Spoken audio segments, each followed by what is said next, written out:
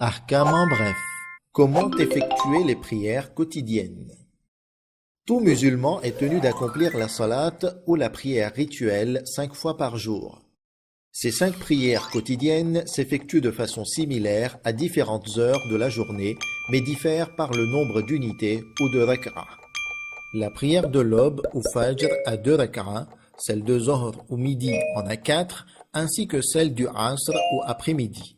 Celle de Maghrib au crépuscule en a 3, enfin celle de Isha ou du soir en a 4. Chaque rak'a comporte une inclination et 2 prosternations. La prière commence par les mots Allahu Akbar et se termine par la récitation du salam. Et maintenant, comment effectuer la prière? Prenons l'exemple de la prière de Maghrib. Avant de commencer la prière, il est nécessaire d'observer tous les prérequis qui la concernent. En bref, il faut être en wudu, porter des vêtements tahir et se diriger vers la qibla. Il est également fortement recommandé de réciter l'adhan et l'iqama avant la prière, mais ce n'est pas une obligation.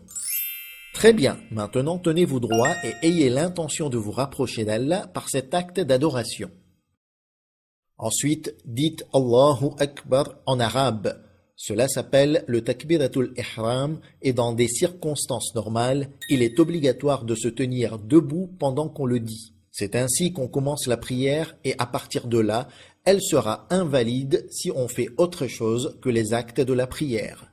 Récitez ensuite la sourate al-Fatiha de la Basmala jusqu'à la fin. Puis, récitez n'importe quelle autre sourate complète du Saint-Coran. Le corps doit rester immobile pendant la récitation et on doit réciter convenablement en langue arabe. Il est nécessaire de prononcer clairement chaque mot des sourates et il ne suffit pas de les évoquer uniquement dans notre esprit. Un homme doit réciter les sourates à voix haute. Ensuite, c'est le recours ou l'inclination. Après avoir récité les 2 sourates et après une courte pause silencieuse et obligatoire, on s'incline, tout en gardant les jambes droites jusqu'à ce que les doigts atteignent les genoux. Pendant le recours, il est nécessaire de réciter un dhikr et il suffit de dire une fois « Subhana Rabbiyal Azimi wa bihamdih ». Après le recours, on doit se tenir droit. Après s'être stabilisé un instant, se prosterner ou effectuer la sajda. Lors de la prosternation, placez le front sur la terre ou sur toute autre matière sur laquelle la prosternation est autorisée. Simultanément, les paumes des mains, les genoux et la pointe des gros orteils doivent toucher le sol. Pour la récitation, il suffit de dire une fois « Subhana Rabbiyal A'la wa bihamdih ». Ensuite, se mettre en position assise et rester immobile un instant avant de se prosterner à nouveau comme la fois précédente. Notez bien que dans chaque rak'a, on doit effectuer 2 prosternations. Question. Puis-je poser mon front sur n'importe quelle matière pour la prosternation? Non, il doit se poser sur des choses provenant de la terre ou des plantes qui poussent sur la terre qui ne sont pas comestibles ou utilisées pour faire des vêtements. Ainsi, on peut se prosterner sur de la terre, du sable, des pierres, des rochers, du bois, des feuilles d'arbres non comestibles et même sur du papier s'il provient exclusivement du bois. La meilleure matière à utiliser est la terre, en particulier la terre hussainite qui provient de la tombe de l'imam al-Hussein, paix sur lui, est la plus recommandée. Bien retenir, uniquement sur de la terre ou sur des plantes qui ne sont pas comestibles ou utilisées dans la fabrication de vêtements. Maintenant, revenons à la prière. Après les 2 prosternations, s'asseoir un moment, puis se lever pour accomplir la 2e rak'a comme la première. Après avoir récité la Fatiha et la sourate, et avant de s'incliner pour le recours, il est recommandé d'effectuer le qunut en levant les mains et en récitant l'invocation qu'on souhaite. Après le qunut, procédez à l'inclination et aux prosternations comme indiqué précédemment.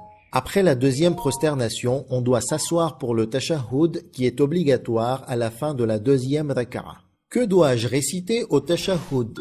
Dire Ashhadu an la ilaha illallah wahdahu la sharika lah wa ashhadu anna Muhammadan abduhu wa rasuluh. Allahumma salli ala Muhammadin wa ali Muhammad. Ensuite, se lever pour la troisième et dernière rak'a de la prière de Maghrib. Ici, on a le choix entre réciter à voix basse la sourate al-Fatiha ou 3 fois la tasbiha. Subhanallahi walhamdulillahi wa la ilaha illallah wallahu akbar.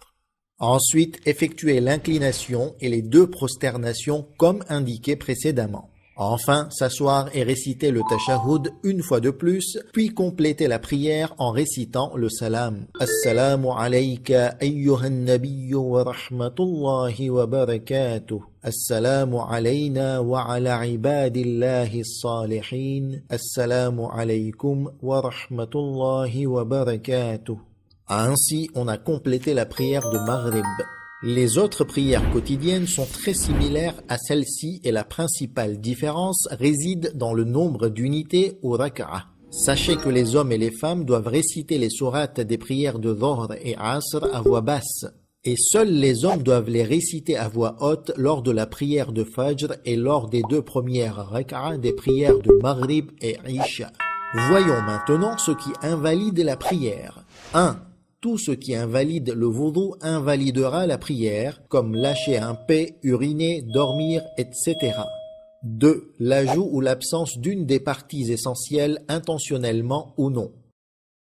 Les parties essentielles de la prière sont l'intention, le takbiratul ihram, la position debout, la pause avant de s'incliner pour le ruku', l'inclination ou le ruku' lui-même et les 2 prosternations. 3. Une déviation délibérée de la qibla invalidera la prière. 4. Croiser intentionnellement les bras pendant la prière. 5. Parler délibérément.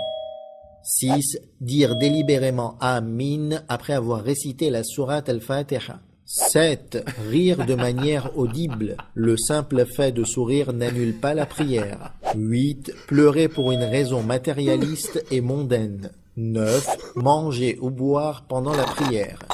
Taqabbalallah. Les prières sont complètes. Et ne manquez pas les grandes récompenses de la tasbih de Dame Fatima, paix soit sur elle, après la prière. Pour cela, récitez 34 fois Allahu Akbar, 33 fois Alhamdulillah et encore 33 fois Subhanallah.